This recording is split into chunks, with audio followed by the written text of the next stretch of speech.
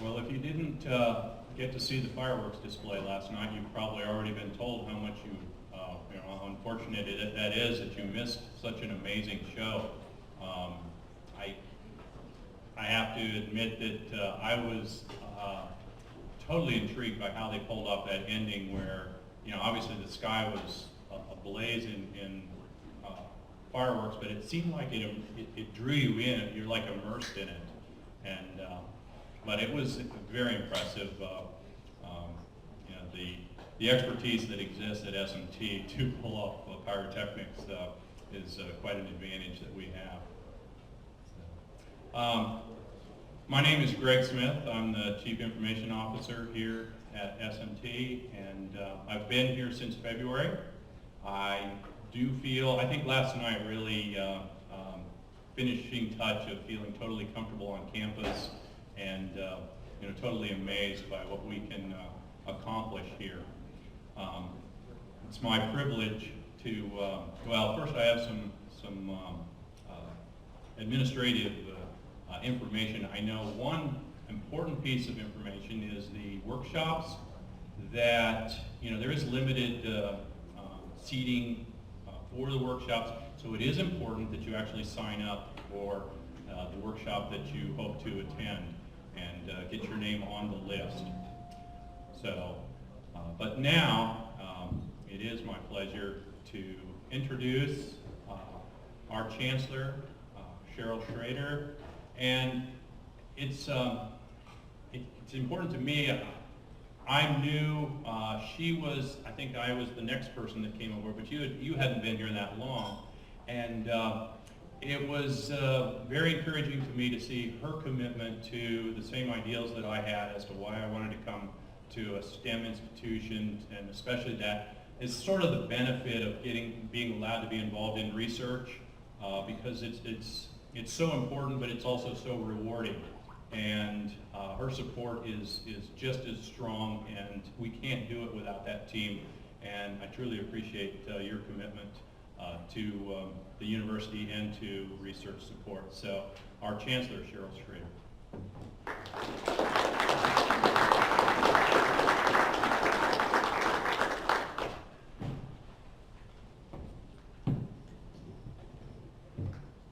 Well, thank you so much, Greg. I'll tell you, it's just been wonderful to have you here, and now for about 9 months or so. So I do want to welcome everyone to Research Technology Day. I think it's great to see such a turnout this morning. And I think that it might be because of our campus energy that we do have such impressive growth in research in the past year, but also that we celebrated in such an elaborate way, as evidenced by last evening's fireworks display. My understanding is, by the way, that the mining and explosives people really owe things to the IT folks. So that was kind of payback. So as I shared yesterday in my State of the University address here at S&T, we're really moving forward at quite a pace in terms of our research. So we are one of the 4 campuses of the University of Missouri system. We were the only campus this year to meet and exceed our goals for net grant and contract expenditures. We were able to realize a 5% increase. And for all the researchers around here, no matter where you come from, you understand this is a very, very challenging time. Declining funding from federal and state sources, challenges in terms of industry and direct research support there as well. In addition, in the past year, we've seen nearly a 14% increase in the number of patents filed, and we more than doubled the number of license and option agreements. So we're along the entire spectrum of research all the way through conveying that information in terms of technology transfer. So I just want to mention that these strides, these advances really don't happen by accident. They are focused actions that are called for in our strategic plan, and we have metrics to help measure the advancement. But it's not the plan that makes it happen. It's all the hard work and the persistence and frankly the innovation. And our faculty and staff here at S&T are really to be commended for helping make our research areas so successful. But I thought I would quote Robert Frost, and you might be wondering why I might do that. So the poem goes, "We still have miles to go before we sleep." And so I was thinking earlier that if we were to meet our goals in our strategic plan, which as Robert Frost would say, that's our promises to keep, then we're really going to have to double down in terms of research and in terms of productivity. And not only in areas like engineering or mining that have already been discussed this morning, but also in the social sciences and business and the arts. So as someone who has spent a great deal of my career as an academic, I know that no good idea gets funded and no research gets published without a village of others. And so I'm very, very pleased that you are with us today and that we have not only researchers from a number of different universities, but we also have those who support them. And we thank you very much for attending this event. So Mark Bookow from S&T and his team like to say that here their job is to help people go farther faster. And going farther faster just simply means that our research teams have the tools that they need, not only to investigate ideas, but also to present their findings in a meaningful way. And so that's what this conference is all about. I do hope you're going to take advantage of the networking opportunities and the resources available to you today. I very well may go home and build a Beowulf cluster for $220 and get my 7-year-old involved in that. I'm motivated for that. So without further ado, I would like to introduce our main speaker this morning, Hank Foley. And Hank is the University of Missouri System's new Executive Vice President for Academic Affairs. And when you list all the things he's responsible for, you have to sit down. And that's why I think you're already sitting there, Hank. So Dr. Foley is a recognized scholar, a researcher, and an administrator. At the system, he leads strategic planning efforts, provides system-wide leadership in academic programs, promotes economic development and advances research collaborations like what we're developing here. Additionally, he also leads institutional research, student access and success, academic program review, and e-learning functions of the system. In his spare time, we'll let Hank tell us what he does. So prior to coming to the system, Dr. Foley served as Vice President for Research and President of the Penn State Research Foundation and the Penn State Research Park Management Corporation. Dr. Foley holds a master's degree in chemistry from Purdue University and a doctorate in physical and inorganic chemistry from Penn State.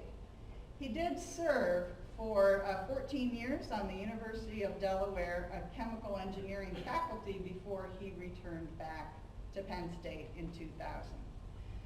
What you might be interested in knowing as well is that Dr. Foley has extensive industry experience, and that includes working and consulting with companies such as Air Products, Monsanto, DuPont, and Engelberg Corporation. I think the important thing to note is that Dr. Foley really understands us. He understands all too well the pressure to balance research with teaching and other demands.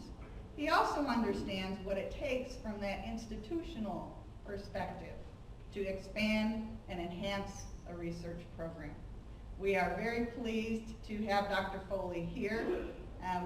We're welcoming him to the University of Missouri System, and I think that no matter what institution you're from, we will be inspired this morning.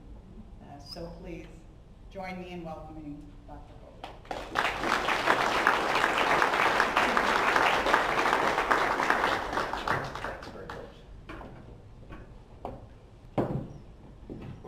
good morning. Good morning. Yeah, it's great to be here. Thanks very much. It's always fun to be at a school that focuses on STEM and particularly on engineering.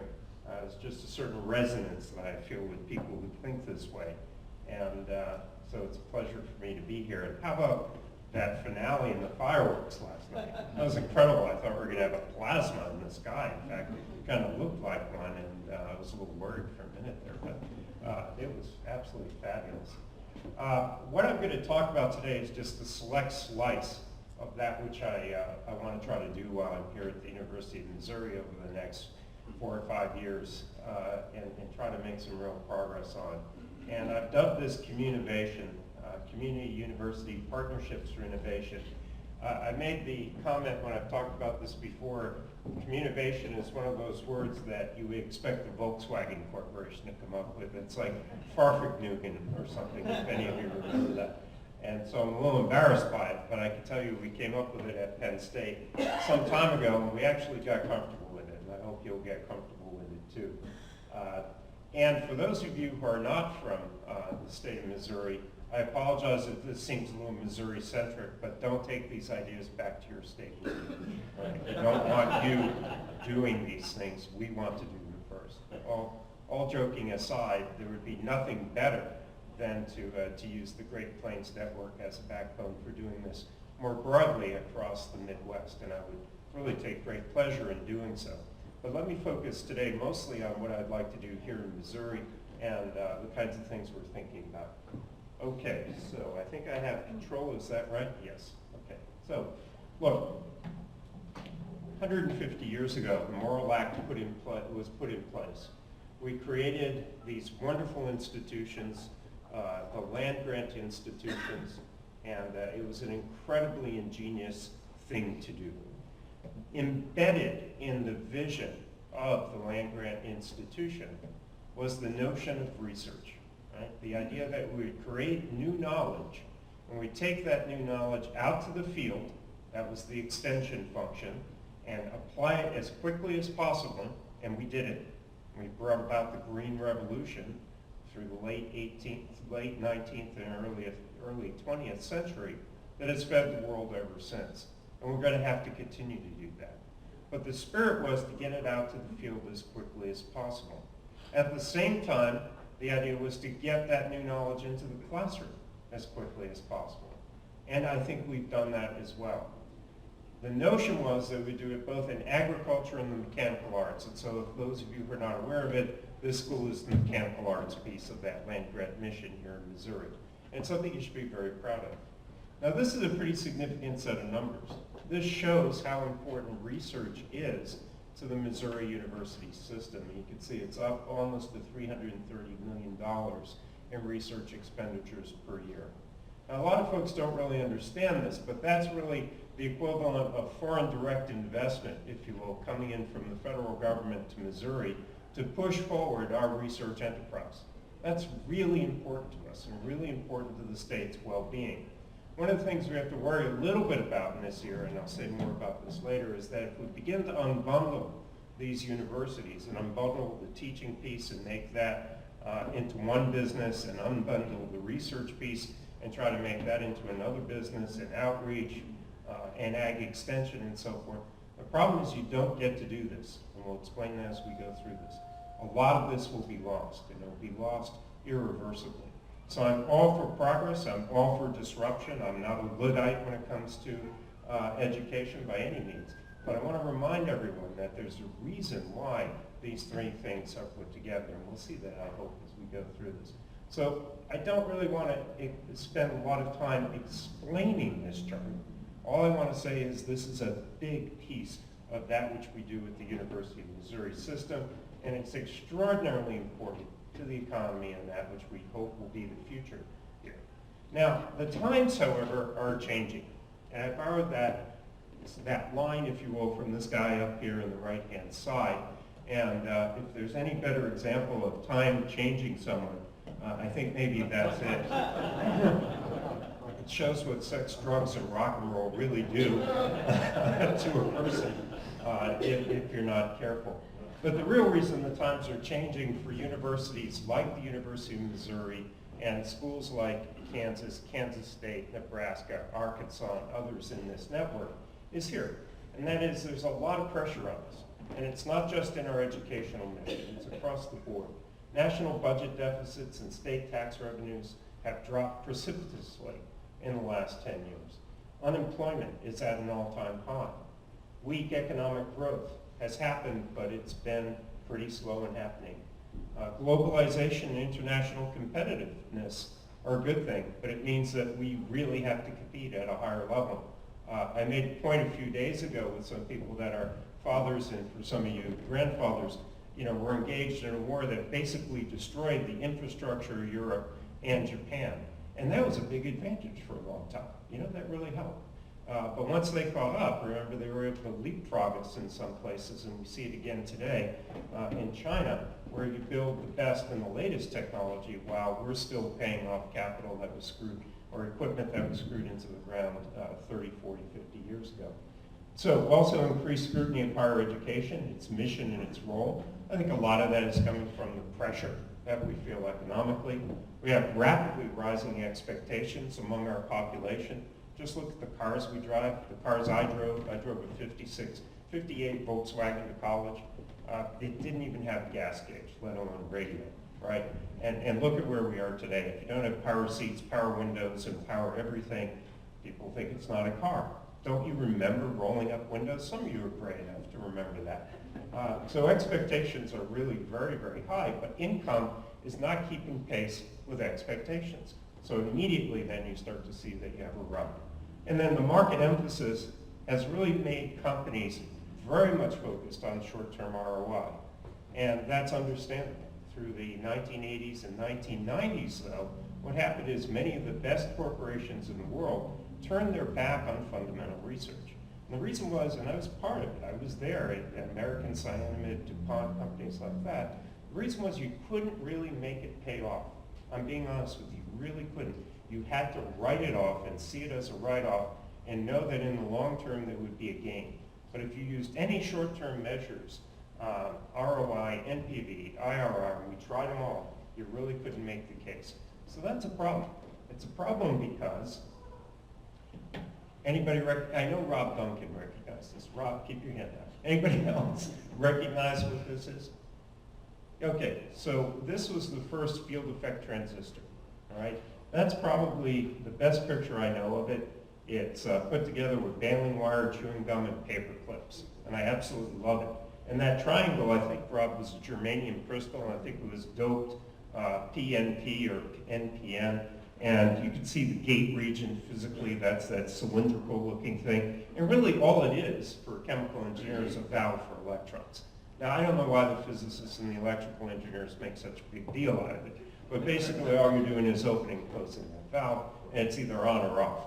But what I really want to say about this is, this has really been the backbone of the whole technology revolution that we're talking about today. This piece of junky-looking equipment was invented at Bell Laboratories. And that's the real message. There is no Bell Laboratories today. There's a building, there are buildings with the name Bell Laboratories on it, but it's a far cry from what it was in those days when it was part of corporate responsibility and corporate citizenship to plow a certain amount of revenue back into fundamental research. Hey, if you're a monopoly, why not, right? You should do something good. But it did work very well. But as I said, through the 80s and 90s, and you could see the papers written by the most brilliant corporate leaders struggling with this, Roland Schmidt being a classic example at General Electric. And for those of you who are students, it would be worth looking at those papers to understand that they squeezed a lot of that out because you really couldn't produce the short-term ROI that was required to meet market expectations. So now there's a deficit. There's a technology and there's an innovation deficit. And everyone recognizes that. Because what we're doing is we're eating our own seed corn. Even if it's Roundup Ready seed corn like they show here in the corn. Right? We're eating our own seed corn. And you can only eat your own seed corn until eventually you have nothing to plant. And we're getting to that point. We're living off the seed corn that was built up for 20 and 30 years by many of these laboratories, and we've lived off of it now for some time. And we continue to grind it finer and finer and make more progress to the point where we can build, a $200 small cluster. But what's the next big thing beyond silicon? What's the next big thing in computing? Those are the things that we have to ask ourselves. Where are they coming from? And will they be discovered in the United States, or will they be discovered elsewhere and be capitalized upon in other places? Now, there's nothing wrong with that happening per se, except you have to realize that if it does happen, then those economic grinds and frictions that we were talking about in this country become that much more extreme. So this is pretty serious stuff. You can ask yourself also, what happened then, and see this as data really, what happened to the private sector in Missouri? I clustered a number of things together, which were all federal agencies in Missouri when I looked at this data. And what you see is the federal government is our number one employer. Our second highest employer is Walmart. Now, I'm not a Walmart basher, but I don't think any of us aspire for our kids to become Walmart breeders. It's not exactly a profession. I'm glad they're there. They represent the private sector, but they don't create growth and wealth. University of Missouri System, Washington University, public institution, private institution, same kind of thing. Boeing, very good example of private industry, but remember, very much subsidized by government, right? And then lastly, Mercy Hospital. So what happened to the private sector in Missouri? Well, it's the same thing that happened to the private sector in the state that I lived in for 13 years, Pennsylvania. The list there was the federal government, the Commonwealth of Pennsylvania, Walmart again, the city of Philadelphia, University of Pennsylvania, and Penn State. That's a pretty scary sort of thing when you think about it as an engineer, and you say to yourself, where's production, where's manufacturing? At the end of the day, putting aside knowledge for a minute, if you don't take something out of the ground, and I hate to sound like a chemical engineer, that's really cheap, right, and figure out how to put it through a process that makes it much more expensive, it's really hard to grow an economy. Knowledge will do that, but so will manufacturing. So we've lost that manufacturing base, and this is what we have to show for it. So the key question is, who's creating the wealth to drive the economic growth that will pay for the public sector jobs, like my job and some of your jobs, which I cherish. I'm very glad to be a faculty member, but I think it's a real privilege to be a faculty member, and I take that very seriously. Who will pay for the government programs that we enjoy, and who will meet the expectations of the next generation? Right? For the young people who are sitting here, that's incredibly important. As my generation gets older and retires, there will be even more pressure on the next generation to pay for those programs. Other than all of us perhaps one day joining the, what is that club where you take the potion? I can't think of it right now. That Socrates took. Yeah, the Hemlock Club. I think that basically we've got to really work very hard over the next 10 years to try to really drive the economy forward. So the times are changing, and this is a really important slide. This is John Holdren, who is President Obama's Science and Technology Advisor. And what he says here is it's essential to document with solid evidence the returns our nation is obtaining from its investment in research and development. He goes on to talk about one of the programs to do that called Star Metrics. The real message, though, is this, and that is everybody gets it, and they're scrutinizing everything that's going on. So now, if you really want to be sure to protect that kind of federal direct investment in your state in research and development, got to really take this seriously and break it down and understand what it is they're looking for. Well, if you look at Star Metrics, it's very different than the kinds of metrics we've used in the past as academics. In the past, we used the kinds of metrics of citations, numbers of papers, numbers of students produced, faculty appointments, things of that sort. This is nothing like that.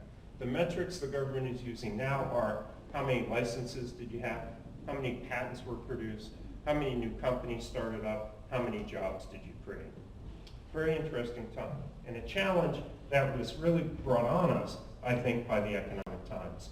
Now, a little bit of background is that this fits also into something called the National Innovation System, which is a system that's really meant to focus our attention on trying to drive new innovation and to overcome this innovation deficit in the United States. And if any of you are interested in this, you could go Google this and you could find out lots more. So there are high-level people thinking about this and really driving it. And it's not just on the public sector side, it's also on the private sector side. This is one of these cases where you see large corporate CEOs, not large corporate CEOs, CEOs of large corporations, who may be large, coming together with government officials and actually trying to drive this forward. And it's extremely important that we understand it. As I go through this, I can't help but be a little bit of a teacher here and say this, that in my mind, 20 years ago, invention, innovation, they would show up in the thesauruses as synonyms. But they're not synonyms. They're actually somewhat different. And I'll explain that to you, I hope, graphically in a minute. But the idea that doing invention is really a discovery of something new is something that universities actually do rather well. The notion of innovation, which is the process of translating an idea or inventions into a good or service that creates value for customers, is something that we're not so good at, to be honest with you. And what we're trying to do is to drive innovation. And lastly, community, in this context, means a self-organizing, which is kind of a highfalutin way of saying people coming together as a network to work towards common goals, agendas, or interests. So those are three definitions I used, but let's break it down a little more graphically. This guy was an inventor. Everyone knows who he is. I don't even have to tell you. Quintessential. Now, I know some faculty members who look just like that, by the way, in those days, and are kind of cranky and are absolutely off-scale groomed, right? And this is an innovator, right? This is Henry Ford. Henry Ford said, I invented nothing new. Very different. In, history, in historical terms, we tend to lump these people together. They're very, very different people. Universities do what Edison was doing very well, but not Edisonianly. We're much higher, much more advanced than that. We use the scientific method and so forth. We're not as good at this. And that's part of why we struggle right now, actually, in addressing the issues of how to find economies of scale in education, for example, right? Let alone science and engineering, just how we teach. But Henry Ford was the innovator, and that's really crucial. So, in a sense, you could boil all of this down and say universities are now being asked to be the engines of innovation. And so I've used an engine here as a metaphor, and the notion is that you've got air coming in and you've got power going out the other side in an internal combustion engine, and you've got the cylinders, so metaphorically what they're creating is knowledge, and that might be in science, engineering, business, or even in the arts. And the question becomes, can we do this? The answer is we really don't have much choice. We have to try. And there are many folks who are still adjusting to this new reality, but we have to try. It's expected. But what is it anyway? And what it is really the integration of what has been our traditional academic research achievement, but now even more effectively coupling that into economic impact. And again, STAR metrics, if you're interested in this, kind of leads the way. Now really, I only put this up because I love this cartoon. And that is, the guy is standing in front of his boss's desk, and he says, okay, I'm happy to do innovation, but what are the guidelines for that? And that's kind of how some of us feel some days, First, what does it really mean? And secondly, how do you do it? And it's not that easy. So we coined this term communivation, and you'll see why in a minute, but it's a term that embodies the necessity of connectivity between the community. The community is those folks back there who are our business folks, people who really know how to go to market with ideas, and the university, bringing those two together to drive innovation. So where does it reside? Where does communivation reside? Well, ideally it resides at the intersection of those three circles.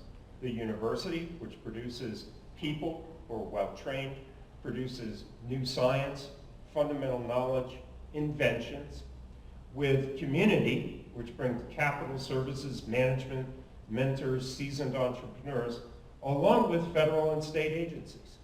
This was particularly true in Pennsylvania, where they really had made a huge investment at the state level in something called the Ben Franklin Network. And the Ben Franklin Network was really a best-in-class approach to trying to do the fire starting that's required for innovation in new tech companies. So that's what communivation really means. It resides at the intersection of those three.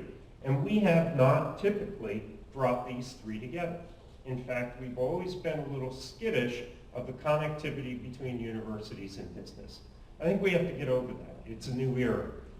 We were warned by Dwight Eisenhower to be careful about the military-industrial university complex affecting how universities operate. I think we're far enough down the road to understand all of that and to be able to do this and do it well. So the picture I have in my mind, metaphorically, is this one. And that is sure, universities can be an engine of innovation. But an engine sitting on a test stand and revving away is useless. It doesn't do anything. So what we have to do, and what we're really looking for, is bringing power to the wheels and driving those wheels, metaphorically. That's where the rubber meets the road, and that's in the real economy. Most of us who could be very good at the front end of this process are not very good in the middle. And so what it means is we need to have a transmission. We're not going to invent it. We're not going to add it to universities. People have tried that. That's not the way to go. The way to go is to reach out and build those partnerships with people who are already doing this. And that will lead to innovation. Now, Tip O'Neill was a wise old politician, and he made the point that all politics are local. In a sense, this is like politics. You have to start locally. That means right here in Raleigh. You have to start locally. Figure out who your entrepreneurs are, who your entrepreneurial class is, the community, and nurture that group and reach out to them and bring the university and that group closer together. If you can do it at the local level, as they say, then you can build to the state and regional level because you will be noticed. And if you do it at that level well, then you'll start to be seen nationally and ultimately globally. We know this. We've seen it happen. It can happen anywhere. It's a matter of alignment, strategy, and getting people together to do it and being fired up about it. So how do you do that? What would be the strategy, and how do you get the alignment? Well, first of all, I have a few of my friends. I've never been in the military, but I've managed to make friends with a lot of Marine officers. And they say to me, Hank, it's not about tactics, it's not about strategy, it's about terrain, which when I first thought about it seemed pretty orthogonal. But their point was well taken. And so in this, we should first look at the terrain. And what we find is we're not in that position. This is an analysis that's done every year by the University of Nebraska, which is represented here. And what they do is they sort of look at each state and how it's doing on the basis of entrepreneurship and how fertile the ground is in that state for the seeds of entrepreneurship to thrive and grow. And we're in the middle of the country, literally, and we're in the middle of this rating system. Thank God for Louisiana. I don't think they're here today. They're bringing up the bottom back there. And Massachusetts is at the top. And so we're somewhere right about in the middle. We could be better, but we could be worse. So it's not bad. And I think if you could break it down even finer and look at different regions of the state, you'd find that it's even better in some of those regions. And I believe Raleigh should be one of those places. Manhattan, Kansas can be as well. Shout out to the guys in purple. The reason this is important is that if you buy what I'm saying, that the university combined with industry, combined with entrepreneurs, communivation, if you buy that, then you realize the reason that's important is that this is an ecosystem, right? And that is, we've got to have all the pieces, and the pieces are shown here. If you analyze it, policy, capital, culture, support, talent, market, all of those pieces have to come together in just the right way for companies to thrive, grow, and go forward. So strategy number one, and again, we can extend this out of the state if you'd like to, would be this, and that is the university system, as a system, has incredible strength, right? Why don't we call it the Missouri Research Quadrangle, or the Double Triangle, or something like that? There's a state a little east of us that talks about the research triangle, and they have for decades, and it's worked extraordinarily well. Now, grant you, it's a much smaller set of distances along the legs of that triangle. But you know, with information technology, IT, video telepresence, those things are all the death of distance. We shouldn't use that as an excuse anymore. So this is kind of exciting. When you look at this and you realize, you know, over here at UMKC in the block school with Kaufman money, they've put together a tremendous minor in entrepreneurship. One of the best in the country, frankly. Why is it that kids at MU, or students I should say, or UMSL, or here at Rolla, don't have access to that? Well, they should have access to that. And if I'm successful and the faculty go along with me this year, I'd like to make that available across the system so that anyone, anywhere, anytime can take that minor and get credit for it back at their home campus. The details yet to be worked out, but the idea makes sense. And by the way, there are other things like that where there are pieces of excellence that we should be sharing around the system, that we can be sharing, that we aren't right now. That's the online piece, I guess, that I've got to bring forward. Instead of saying, I want to push online education, which is one way to look at it, I'd like to rotate the matrix and say, I want to push entrepreneurship. And well, how are we going to do that? We need online education. It's really hard to push nanotechnology for nanotechnology's sake. The government learned that. NSF learned that. It's not a technology that you start a company typically based on, but instead it's embedded in your product. Same thing here. It's not online for the sake of online. It's online for the sake of doing things we can't otherwise do in this new exciting world. At the same time, here in Missouri, we have all of these other state institutions, 9 of them, right? And they're in different places in the state. There's no reason for us to be jealous of this. In fact, we ought to be bringing those schools in as well and leading them and showing them how to do this, right? We ought to show the leadership that's needed at the state level to make this happen in every nook, cranny, and corner of the state. And here, I would say to those of you from other universities, join us. Let's make this part of the Great Plains Network. Let's try to revitalize what's going on across these states, which in some ways have been forgotten and left behind in this new era. It's time to bring it back. And here is the same kind of thing, thinking about not just the other universities at the 40 level, but also the 2-year colleges. So much of this can be done very, very well. We shouldn't be educational snobs about this. It's important not to be. It's important for the culture, it's important for the state and region. All right, so growing the entrepreneurial culture at Penn State is something we did. We worked across the usual boundaries, and it was an uphill climb, but we did it. We looked at the academic issues, the regional issues, the state issues, non-governmental organizations, governmental organizations. One of the coolest things we did was to put together the tech accelerators in different parts of the state.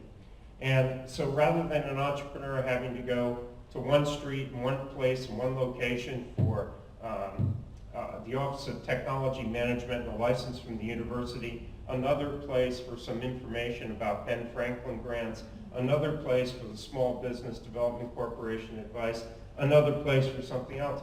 We put it in one building, right? One building, and everybody knew about everybody else, and they had one common vision, which is, we don't care who you are, where you come from. If you come in here and you want to be an entrepreneur, we're the one-stop shop for you. The other thing we did that really worked well was we had enormous pent-up demand among our faculty and students to be entrepreneurs. So we pushed through an entrepreneurial minor, which is run out of the College of Engineering, but is open to students in any field or discipline. That's a first for a College of Engineering, and I'm very proud of it. Second thing we did that was even better, perhaps, is we had huge pent-up demand among folks like you who were faculty members who wanted to do this. First, we had to change our culture and say, we're going to pivot and tell you that we want you to do this.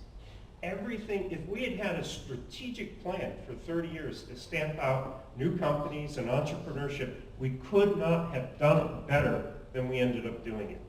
So what did we do? We flipped that. The Vice President of Research held town halls, talked about industry funding for the first time, said you have permission to do that, we'd like you to do it. We talked about entrepreneurship for the first time. We talked about intellectual property. You'd be amazed at the questions we had about intellectual property. Very naive questions. You realized, okay, if a person that brilliant doesn't know this, we must have some real gaps. So we went out and filled those gaps.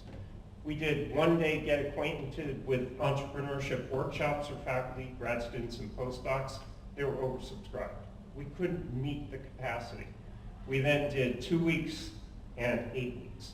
They were incredible. At the end of the 8-week workshop, or boot camp as we called it, we put these people in front of investors. The first time out, we raised well over $1 million, right? It was just incredible. It turned on like this. People wanted it, they were ready. I suspect that's true here as well. Number 2, this one is a no-brainer, but it takes time and effort to work through.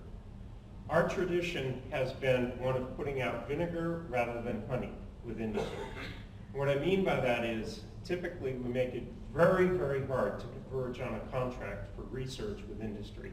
I know this, I've lived this. I experienced it at Delaware. I lived through it on the other side of the table when I was with a major corporation. And what we did was we just asked ourselves, does this make any sense? And to give you an idea, at Penn State, we did an analysis. I've written a paper on this if you want to see it. It's out there. It's for everyone to read. We did an analysis from 2000 to 2007. In that time period, we had 1,290 invention disclosures. 8% were from industry-funded research, so already that number's small. We then looked and said, of those 8%, the patents that we filed, how many were actually licensed? 4. Okay. How much money did we make on those 4 licenses? Anybody want to guess? It's shocking. $80,000. We probably spent $3 million, all right? $80,000. And yet, at the same time, we did some other calculations that said, you know, we were doing about $30, $40 million a year in industry-funded research. We probably turned away $80 million in potential research. Crazy, absolutely crazy. So at least within engineering and the applied sciences, it makes great sense to say, hey, wait, let's look carefully at this.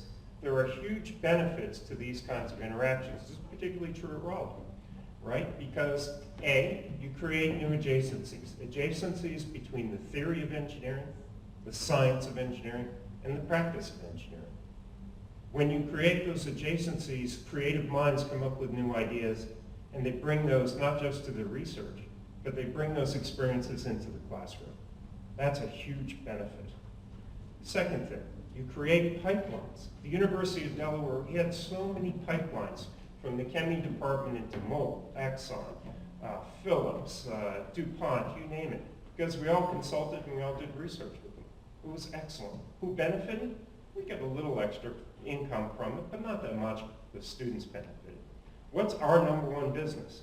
Producing students and making them successful. So we did this at Penn State, and it's been like a boon. It's been a boon too, but it's been a boom for us, and I'd like to see us try to do it here if we could do it. Entrepreneurship, I think, is also an intellectual process. And we need entrepreneurs because we need them to drive the innovation. That's where innovation happens. It's the Henry Fords out there, if you will. I don't understand it yet, but I know that other people do. And I'd like to continue to support the academic study of entrepreneurship so that we can put it on firmer ground. I think there are principles out there that we could teach to other people and eventually make this a much broader and more dynamic kind of process, rather than the sort of one-off process it is now, where we look at a Steve Jobs and say, how did he do it? Or, you know, some of the other famous entrepreneurs. I think we can make it easier to do, and we need to understand that. Strategy 3 is re-engineer the culture. This is what I was just talking about. Unleash the power of the willing. Faculty, grad students. University culture, I think, needs to be more diverse in this respect. And I use that term respectfully because it has other meanings, obviously. But it needs to be diverse enough to broaden the definitions of success. We've just come out of, I think, the tail end of an era in engineering where engineering science dominated. And we taught analysis, and we really drove analysis, and we continue to do that, of course. But analysis needs to be, I think, done eventually, at practice end anyway, in the service of synthesis. So we put tremendous emphasis on critical thinking at universities. That's great. But critical thinking isn't enough. As a kid, I stopped watching 60 Minutes because at the end of the show, I was always so ticked off because we never solved anything. All we ever did was talk about the problem, talk about the problem. In my heart, my nature, I'm an engineer. I'm going to solve the damn problem, not just talk about it, right? So that's synthetic thinking. So we need to really begin to drive synthetic thinking as well as analytical thinking. And creative works other than archival journals, high-end conferences, grants and contracts. You know, in arts and architecture, my architecture friends tell me there are no journals in architecture. I'm shocked. Well, how do you get tenure? Well, there's a whole part of the dossier that none of us ever looked at or ever see, which is called creative works, right? And they put in a portfolio of creative works there. And guess what? It works. They get tenure. How do they do it? It's been a long time since we've allowed engineers to do that, right? It's an interesting thought. Could there be creative works for engineers and applied scientists that would in fact win you tenure at a major university? I think it's worth asking. I think it's worth unpacking. I think it's possible, but I'd like to ask the question and see. So, this was one of my colleagues at Penn State. Traditional scholar. When we think of a traditional scholar, we tend to think of people like this. This is a churchman or a rabbinical scholar, no doubt, or something like that. And that's kind of the picture that has always come to my mind also, which is, and I kind of cherish that, I'll be honest with you. But today, it's not enough. Today, unfortunately, and for the young people in the room, the new scholar is going to look more like this. Peripatetic, doing a lot of different things and doing them well. More pressure, but also more opportunity. So that's just a little comical sideline. I think another crucial part is we have to grow our own. You know, at many of these schools and institutions, we say, we can't do it here. We're isolated. We're too far away. People won't come here. Entrepreneurs won't come here. You're kind of right. They won't. But you know what? There are people who love this school, love this region, who have all the skill sets and can do it right here and be happy to stay here. The question is, are you happy to help them do it? Or are you going to force them to go other places to do it? So what we should be doing is growing our own communities of entrepreneurs at all the schools like this. And I think we could do that. Whether it's in the Missouri Research Quadrangle or elsewhere, I think it could be done. The key is it's got to be easy to start a business. You know, some of these young fellows here in the orange shirts and gals, they got to be able to try, they got to be able to fail, and failure is good. Shocking, right? Greed was good once in the 1980s. Now failure is good in the 2010s. And I mean that. It's okay to fail because you tried and you did something extraordinary in trying that most people will never do. That makes you special. Right? And it has to be even easier to try again. Guess what? That's the secret sauce at most of the places where you see thriving entrepreneurial communities. They actually respect you for having tried and failed. It's not a problem. It's actually part of your CV. And then we have to align the elements of the entrepreneurial ecosystem. I don't know what they are here in Rolla, but you do. And we can help you figure out how to align them. Another thing is I'd like to see either one of our campuses or several of our campuses begin to show up on this list, which is the U.S. News and World Report rankings of universities by entrepreneurship education. And of course, you know, Babson College outside of Boston is at the top of the list because they got a pretty sizable gift from an entrepreneur, I think, who started a lumber business. What was it? I-80 or I-90 or something, that lumber business. And they've gone right to the top of the list. The others are ones that you wouldn't be surprised at, right? Silicon Valley, Stanford, Palo Alto, MIT you would expect. But look, if you get down to this around number 10 or 11, I think you start to see schools that look more like ours. We should be on that list. And we shouldn't be at number 30 or 20. We should be in the top 10. All right, do you have what it takes at Rolla? You do. All right, let's look at three areas. Let's look at IT, which is incredibly important, technology. Let's look at advanced manufacturing and materials. And then let's look at bio. So here's an example of IT. I'm going to have to step over here for a minute to see the name. But this is Duda and Malat. And the idea is that humans are spending lots of time on the internet today. What can we learn from that? Right? So there's a tremendous amount we can learn about human nature and apply that back into our systems, particularly in learning, I would think. If we could begin to learn how people are learning online, then I think this can be extraordinarily powerful. There are lots of other obvious ways to use this in homeland security, defense, DoD, and the like, but this is one that I think is a highlight that is one worth pursuing in the technology area. Let me just say this also. One of the great things about technology and the web is, as opposed to chemical engineering, for example, where you have to have a pretty sizable capital investment to do something up front, and you have to convince some people, which is why there isn't, frankly, a lot of entrepreneurship in the chemical industry. If there is, it's within the companies themselves. Enormous, enormous capital investments to screw something into the ground to make it chemical. Here, in the IT business, it's absolutely the opposite. Because of the web today, there are no barriers to entry. There are literally no capital requirements up front except your own hard work and sweat equity. Incredible. What a wonderful opportunity for young people. So that's exciting. Another area that the administration, I think everyone agrees on, and goes back to the deficit in our economy and the like, is manufacturing. So there's tremendous emphasis today nationally on trying to rebuild our manufacturing infrastructure. This is of critical importance across the board, not just economically, but also for security reasons. So here's some really cool work going on using laser processing, I believe, new materials, and now suddenly you can begin to do with advanced manufacturing things that you never could do before. So you can make a fin for a rotor or something, and you can grade the alloys as you go through because you're doing additive manufacturing. Absolutely astounding changes. This will produce new industries, no doubt about it. Rolla should be a part of it. Here's another one. I really like this. This is one of your retired professors who's quite a genius at invention. And this just takes boron oxide nanofibers, put them on a wound, creates a wonderful scaffold for proteins to grow, and then dissolves and disappears. Excellent. That's the kind of innovation.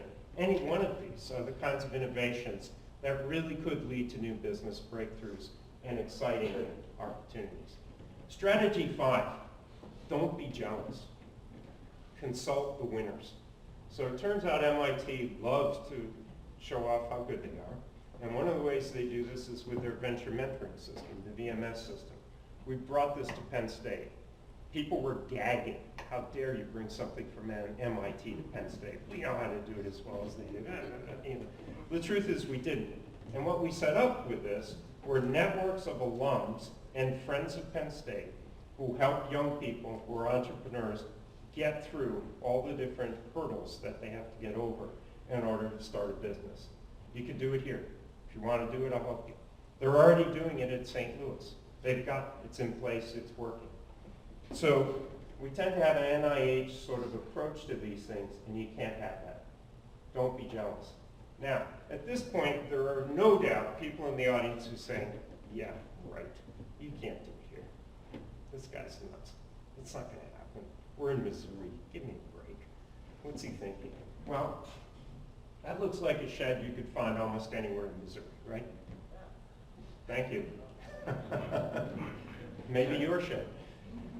But here's the key. That shed is actually where that started, right? That's where Hewitt and Packard started putting together their first, what were they, Rob? Signal generators? For Walt Disney. Is that right? Incredible. And the key is one faculty member and dean at Stanford said, okay, it's a little crazy, but go do it. We'll let you do it. That's how it started. It wasn't, they weren't born in Silicon Valley. There was no Silicon Valley. There was a shed in somebody's backyard. Still don't believe me? Okay. Some of you probably belong to churches that sent missions to Bangalore not that long ago, right? Because of the teeming masses, because of the slums and the like. Today, Bangalore, people are beating a path to Bangalore, right? What did Bangalore have that Missouri doesn't have? They had a lot less. And today, they're one of the most successful cities in the world. They are on the world network of places. All right, so I would argue it can be done, but you have to believe it can be done, and you have to have a few success stories to get it done. So the vision, imagine this a dozen years from now, 12 years from now. It's a long time, but hopefully I'll still be here. By 2025, maybe the University of Missouri system and the Missouri Research Quadrangle will be a national and international hotbed of innovation, driven by high technology startup companies that could be based on any of these or all of these: IT, ag biotech, additive manufacturing, advanced materials, and nuclear medicine. We have all of those things right now, just waiting to be developed. Born from university research and with a regional push for innovation and tech-based economic development. So there are the goals. Build partnerships, create thriving entrepreneurial communities. It's one person at a time, it's one company at a time. Couple the system research engines, the power of the community, and bring it all into fruition and try to make it go forward. It's an exciting opportunity. If I were young again and sitting there running the projector, this would fire me up. I'd want to do this, all right? I'm old, and I'm still fired up and want to do it and want to make it happen. So with that, I'll stop and say, let's get to work, and thank you very much.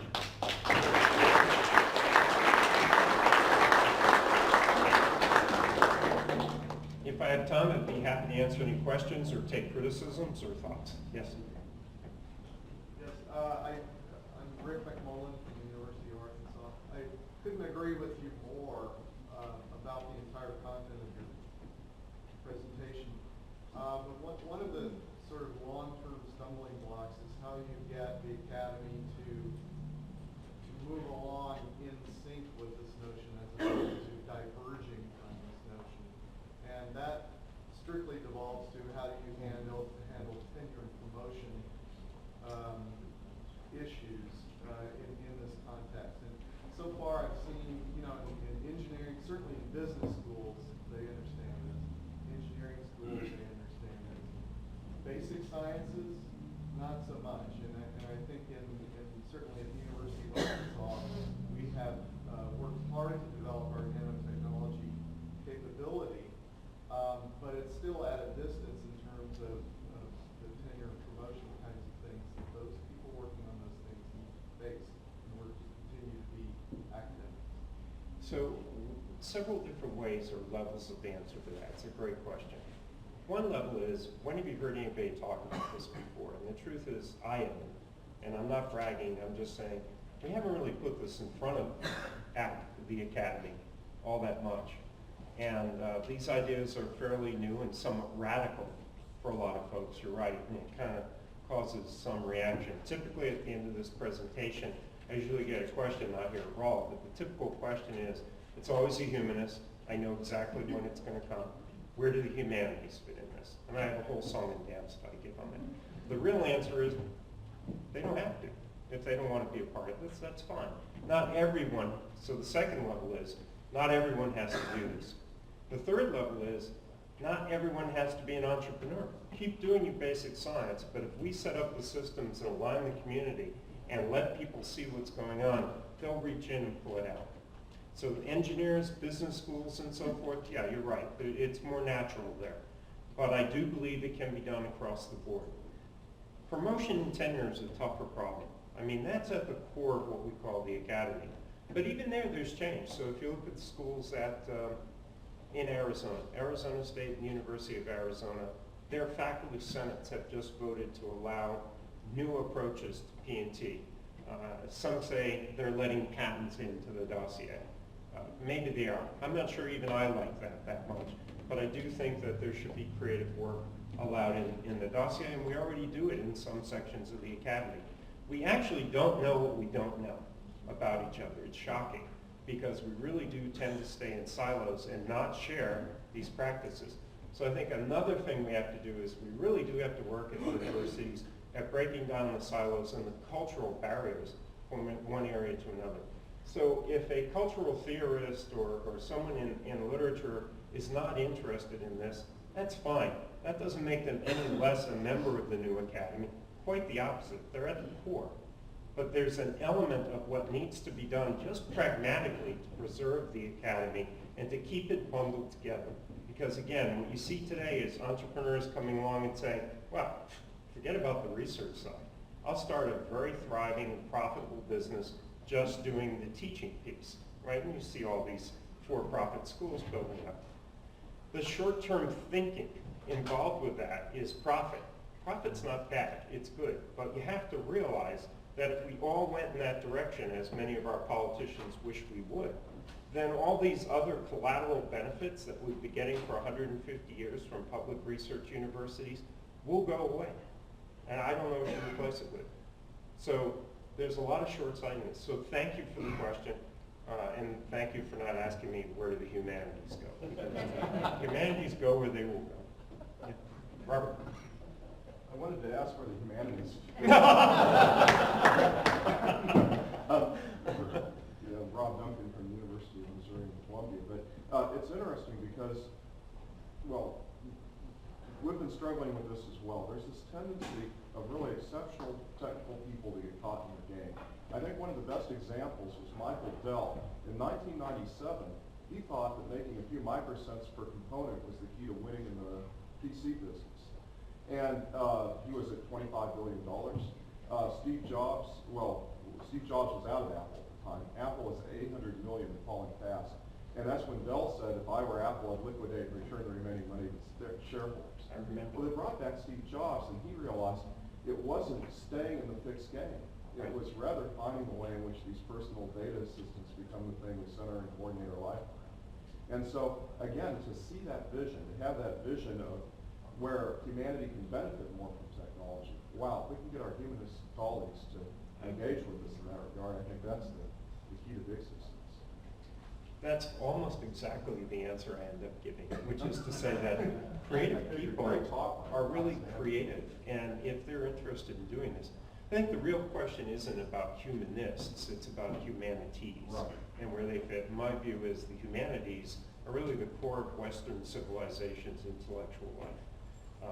And we want to preserve them and drive them, and you're right, people coming out of those programs thinking creatively can learn a lot of the stuff they need to learn about technology quickly today. Look at the little cluster computer back there. I mean, once you've seen it, you get it, you know how to do it. You don't have to be an electrical engineer to work on that. It's not that, it's what you do with it that will be important. Thank you. Thank you. Anyone else care to make a comment? I can't see you in the cleat lights back there. Yeah. This is Sajjal Das, new chair of the computer science department. I started last week and I survived. It's only begun.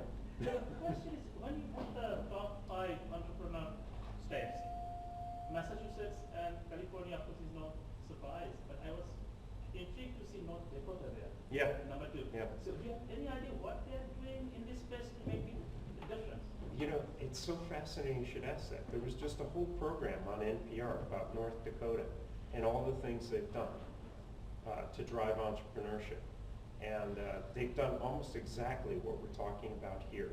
And so as they saw old industries dying and going by the wayside, they actually planted seeds for new industries to start up. So they went from, let's say, heavy industry and mining and things like that over to creating transportation centers. What's the word for it? Like Walmart has placed in different places. Distribution centers, that sort of thing, and it really took off. It's a story unto itself, but it was just done on NPR as a series. Yeah, it is. It's extraordinary. Thank you for pointing that out. So I should have one more slide that says, if I could do it in North Dakota. I don't have any people doing it, right? So thank you. I think I'm getting the signal. What does that mean?